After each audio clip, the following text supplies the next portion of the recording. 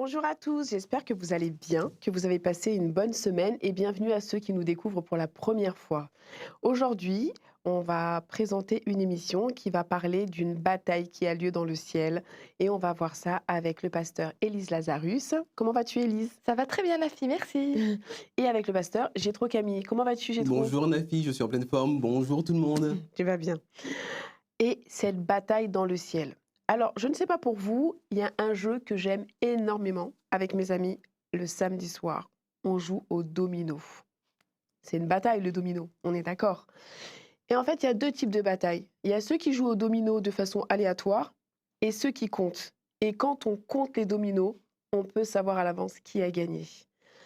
Et du coup, inutile de vous dire que par rapport à cette bataille dans le ciel, il y a deux personnages principaux et il y a forcément un vainqueur. Et moi, je voyage avec le vainqueur. J'espère que c'est la même chose pour vous.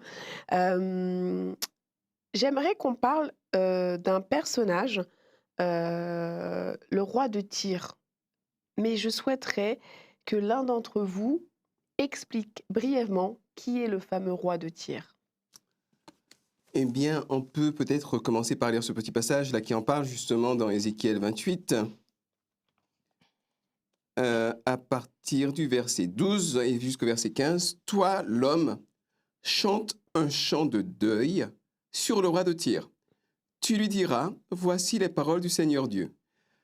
Tu as été un modèle de perfection, tu étais rempli de sagesse et d'une beauté parfaite. Tu vivais en Éden, le jardin de Dieu, couvert de pierres précieuses, rubis, topaze, diamant, chrysolite, cornaline, jaspe, saphir, grenat et émeraude. Tu portais toutes sortes de bijoux en or préparés pour le jour où tu as été créé. Je t'avais choisi comme chérubin protecteur aux ailes étendues.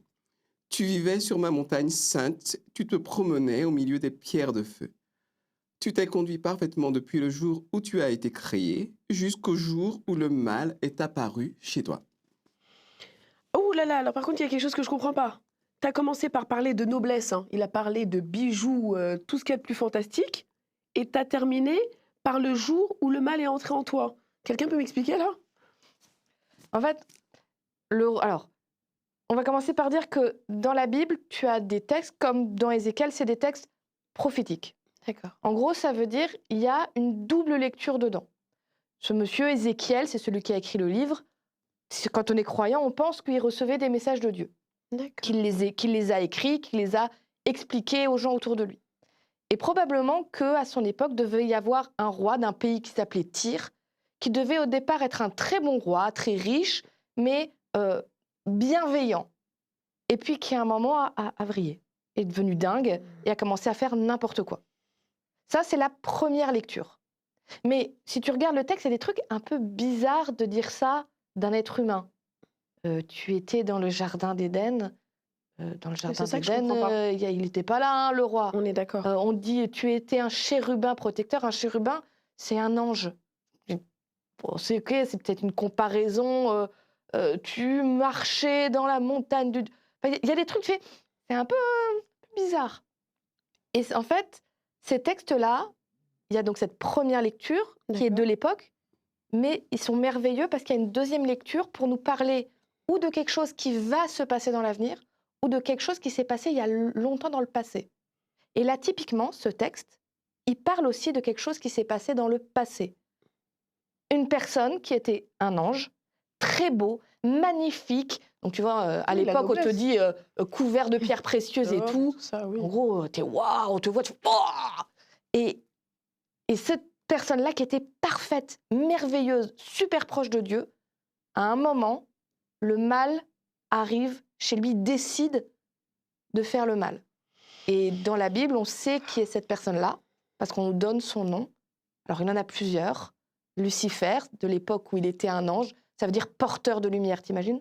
Porteur de lumière, quoi. À quel point il devait être beau. Il s'appelle aussi Satan et le diable. Ça, de mémoire, c'est un petit peu moins gratifiant quand C'est même, hein. un peu moins sympathique. Donc, en gros, ce texte, il est là pour te parler de cet être qui a décidé d'être en conflit avec Dieu, qui était un ange, qui était merveilleux et qui a D'accord. complètement... voilà.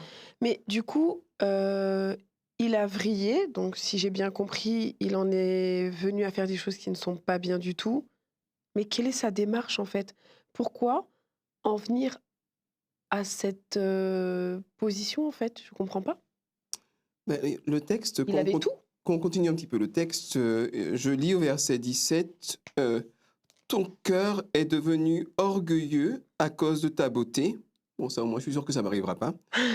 Ta brillante réussite t'a fait perdre la tête. C'est pourquoi je te jette par terre et je te présente aux autres rois. Dans la conduite de tes affaires, tu as souvent été injuste et malhonnête. Tu as traité Dieu avec mépris, etc., etc. Et donc, sa Traiter démarche, Dieu avec mépris. c'est curieux, quoi. C'est un petit peu comme si c'est un petit peu comme si d'un seul coup son regard se porte sur lui-même et son regard reste sur lui-même et il devient son propre centre de gravité. Il devient narcissique, quoi. Comment est-ce qu'on dit, hein? Oui, En, c'est ça. Comment en est-ce- gros, tu as un autre texte, c'est Ésaïe 12, si je me rappelle bien. 14. 14, pardon. Merci, j'ai trop. Ésaïe 14, où on te parle aussi de Satan et de ce qui s'est passé. On te dit, tu as voulu devenir semblable au Très-Haut, donc devenir semblable à Dieu. Donc en gros, on te dit, à un moment, dans cet être parfait, il y a une petite racine qui s'est mise là, de commencer à dire, mais moi, je suis aussi bien que Dieu. Je peux faire mieux que lui. Pourquoi moi, j'ai pas le droit d'être comme Dieu? Et tu sais, est-ce que tu as déjà été vraiment jalouse de quelqu'un? Oui, ça m'est Ouais. déjà arrivé, soyons C'est trop? honnêtes. Oui, Kylian Mbappé en ce moment, ça m'énerve un Je peu. comprends. Je suis sûre que tous ceux qui nous regardent, ça Oui, nous est déjà tous ça m'est arrivé, une déjà personne arrivé. vraiment. Et le Bien, truc, bien c'est que méchant, mais quand c'est tu déjà arrivé. commences à être jaloux de quelqu'un, ta façon de le voir devient vraiment mauvaise. C'est-à-dire, si moi je suis jalouse, je sais pas, d'une fille qui est vraiment super belle, qui réussit bien et tout, je commence à dire, elle a bien réussi ça, mais je suis sûre, elle a dit des saletés sur les autres pour y arriver. Et regarde comment elle se la pète. T'as vu son petit sourire en coin? Alors que ça se trouve, elle a rien fait, la fille, elle vit sa vie tranquille. Mais mon regard à moi commence à vouloir la salir parce que c'est insupportable de considérer qu'elle est meilleure que moi. Alors j'ai une petite question, parce que ça, enfin, tout ce que vous dites, ça en dit long sur nous-mêmes en fait. C'est triste parce que j'ai souvent entendu parler de Satan en disant que c'était la personne la plus exécrable au monde. Mais est-ce que nous, parfois, on n'aurait peut-être pas, parfois, je jette pas la pierre à personne, je vais parler que de moi, j'ai quand même quelques comportements similaires. La jalousie, j'ai déjà eu, même si aujourd'hui j'ai pris en maturité que ça ne m'arrivera pas. Mais euh, la colère, des choses comme ça, on peut pas malheureusement. Je me fais le porteur du diable malheureusement, mais on n'a pas des choses similaires, des comportements similaires. Personnellement, jamais. Non, oui. Mais Je toi, tu es un je t'envie parce que du coup, moi, je tends à m'améliorer et je sens qu'il y a des choses chez moi qui, malheureusement, tendent un petit peu vers... voilà. Plus sérieusement, c'est très subtil. C'est très, très subtil. Je vais C'est reprendre ça. l'exemple de Kylian Mbappé pour être vraiment très concret. Bon, c'est un joueur, c'est incroyable, quoi. Il est vraiment très bon. Bon.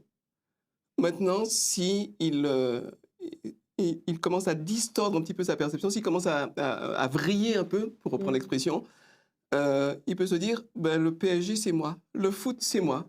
Ou quelle que soit l'équipe, c'est moi. C'est Sans vrai. moi, l'équipe n'existe pas, etc. Et à partir de là, ben, tu as toutes les relations la confiance s'en va, les relations se brisent, et l'équipe ne gagne plus rien parce qu'une équipe, c'est une équipe.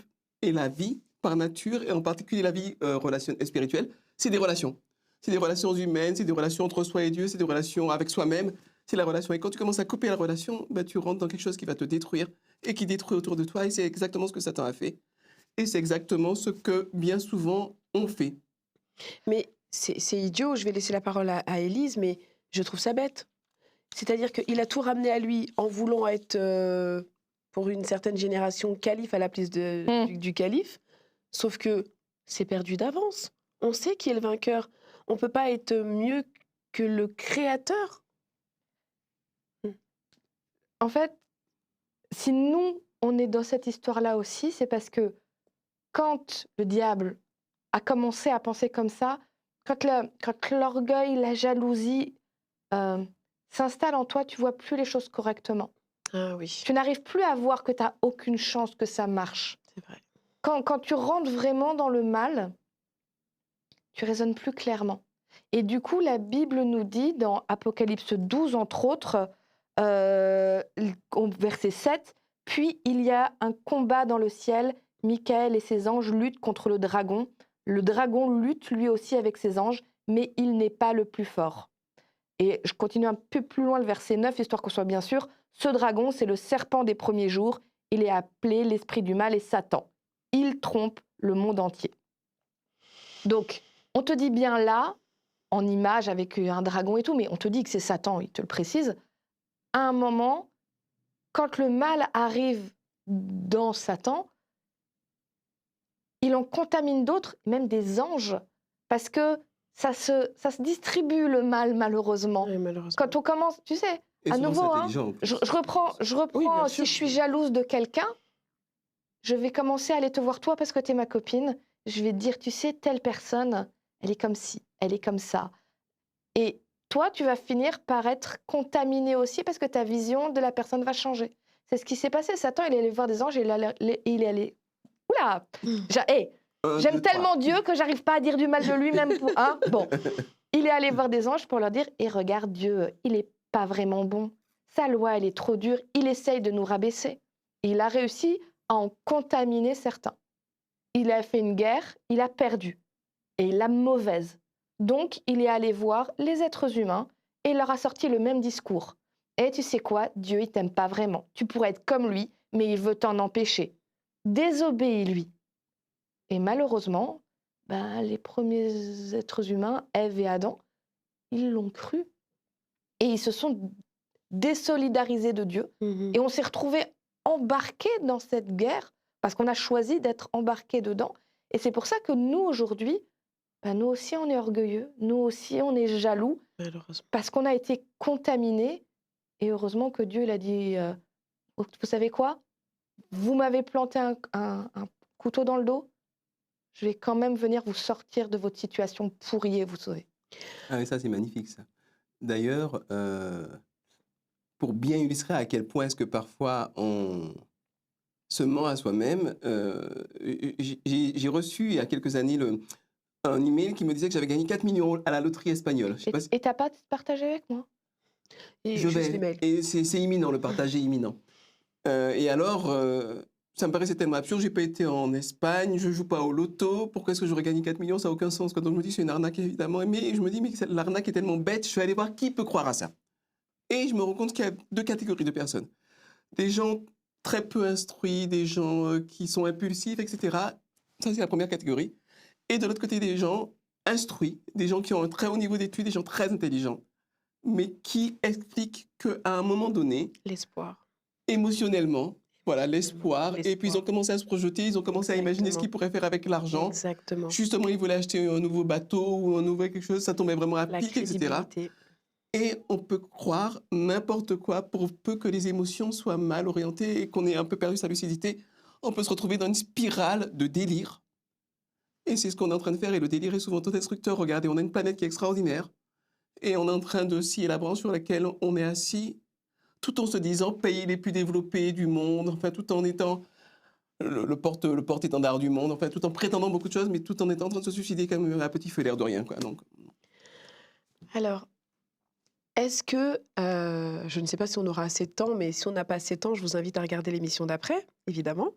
Est-ce que tu as parlé tout à l'heure qui fait le plus grand mensonge et qu'il le distribue à tout le monde et que personne ne s'en rende compte? Est-ce que l'idée, c'est de se dire qu'il fait croire à tout le monde qu'il n'y a pas de bataille, que Dieu n'existe pas? Et du coup, forcément, si pour les gens, Dieu n'existe pas, pourquoi... Satan, il est malin. Il s'adapte au monde. À des moments, il a dit, il y a plein d'autres dieux à part Dieu. Il y en a plein d'autres. Ensuite, il a commencé à dire, moi, Satan, regardez, je suis un peu ridicule. Regardez, je suis rouge avec des pattes, une queue fourchue, et il y a un enfer. Alors que c'est pas vrai du tout, c'est marqué nulle part dans la Bible. Au contraire, on dit qu'il est extrêmement beau et du coup, c'est comme ça qu'il séduit les gens. Il se rend ridicule, du coup, il n'existe pas. Mm. Et en effet, il est aussi passé par, on va tout rationaliser, il n'y a pas de Dieu. Et aujourd'hui, il est en train de passer par certaines cultures aussi pour essayer de donner cette idée qu'il y a peut-être un Dieu, mais s'il y a un Dieu, il n'aime pas vraiment les êtres humains et c'est pas le vrai gentil. Donc, il utilise toutes les méthodes. Son seul but, c'est que nous, on ne soit pas proche de Dieu, puisque lui a perdu, et il a déjà perdu, il le sait, de nous entraîner avec lui, histoire de rendre Dieu le plus triste possible. Merci beaucoup pour toutes ces explications. Pardon. Merci beaucoup, j'ai trop. Je te remercie d'avoir passé ce temps avec nous. Merci pour cette lecture. Merci pour ces explications. Alors, je vous souhaite à toutes de passer une excellente semaine. Mais avant toute chose, cette bataille, on l'a déjà gagnée. Et je pense qu'il est préférable d'être du côté du vainqueur, donc du côté de Dieu, que du côté perdant. Enfin, moi, personnellement, j'aime gagner au domino, donc pour les autres batailles, c'est déjà tout vu. Passez une excellente semaine.